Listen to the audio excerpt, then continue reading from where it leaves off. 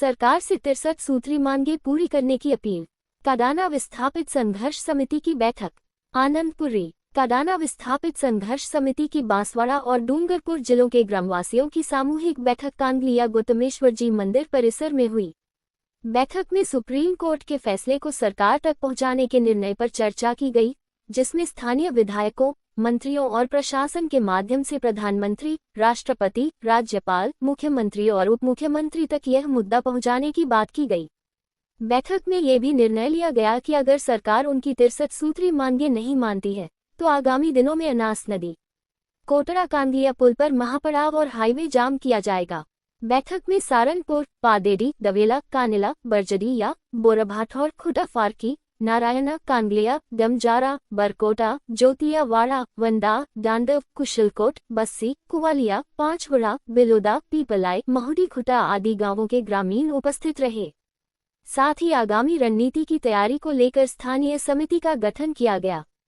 इसमें अध्यक्ष रतनलाल पटेल कानेला, संरक्षक सुखराम डामोर, महासचिव मुकेश गरासिया, उपाध्यक्ष शंकर डामोर, नरेंद्र गरासिया, नानूलाल जलमा, भूरा, कालूराम गरासिया, कचरीबाई, कमला शंकर, रामलाल गरासिया, चेतनलाल गरासिया, शांतिलाल आदि शामिल रहे। काडाना बांध के विस्थापितों को कोर्ट के निर्देशानुसार प्रशासन, राज्य सरकार, केंद्र सरकार पुनर्वास नहीं करते हैं तो हमारा धरना प्रदर्शन होली के पहले और हो सके तो 15 दिन में ही हम के धरना प्रदर्शन करेंगे अनास नदी, कोटड़ा, कांगलिया पुल पर। हमारी मांगे करते करते हमारे 55 साल से ऊपर समय गुजर गया है, फिर भी सरकार है वो शायद प्रशासन हो हमारा पुनर्वास नहीं कर रहा है। कोर्ट ने निर्देश दे दिए हैं मुआवजा पुनर्वास के लिए, फिर भी हमारा काम अधर झूल में पड़ा हुआ है। इसलिए हम महापड़ाव की तैयारियां सभी काश्तकार अपने अपने जिम्मेदारी से धरना प्रदर्शन करने के लिए आज है कि सब बैठक करके निर्णय लिया गया है। तो हमारा पुनर्वास जिला प्रशासन, राज्य सरकार, राज्यपाल, राष्ट्रपति, मुख्यमंत्री, प्रधानमंत्री सबको हमने ज्ञापन दे दिया है।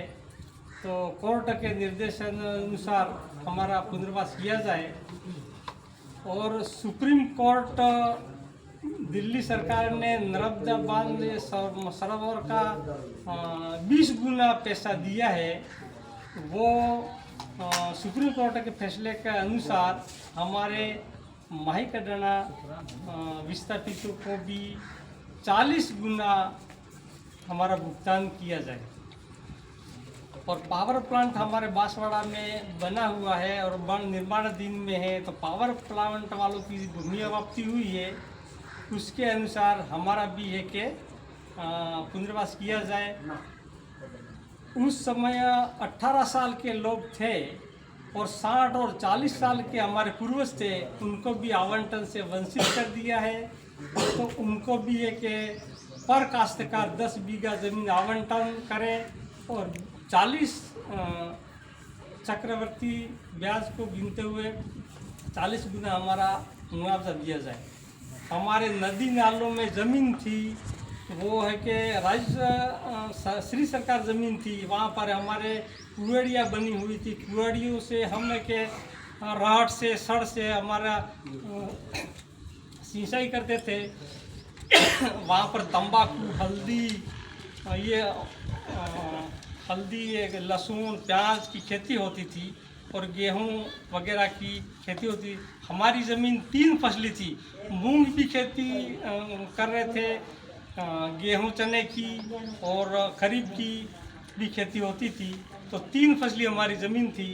उस वक्त गुजरात सरकार ने और राज्य सरकार जयपुर ने 1 फसली ज़मीन मानते हुए हमारा भुगतान पूर्वजों को मतलब है कि बिना बताए हुए हमें कुछ प्रलोभन दे के इना गिना पैसा दे दिया है, लेकिन सभी को नहीं मिला है और सभी को पुनर्वास भी नहीं है, भूमि आवंटन नहीं। हमारे 20 वन खंड निकाले थे वो भी गैर विस्थापित बैठे हुए हैं और विस्थापितों का तो कागजी कार्रवाई में आवंटन है, वो जिला प्रशासन को भी पता है, राज्य सरकार को भी पता है, कोर्ट ने भी दर्शा दिया है।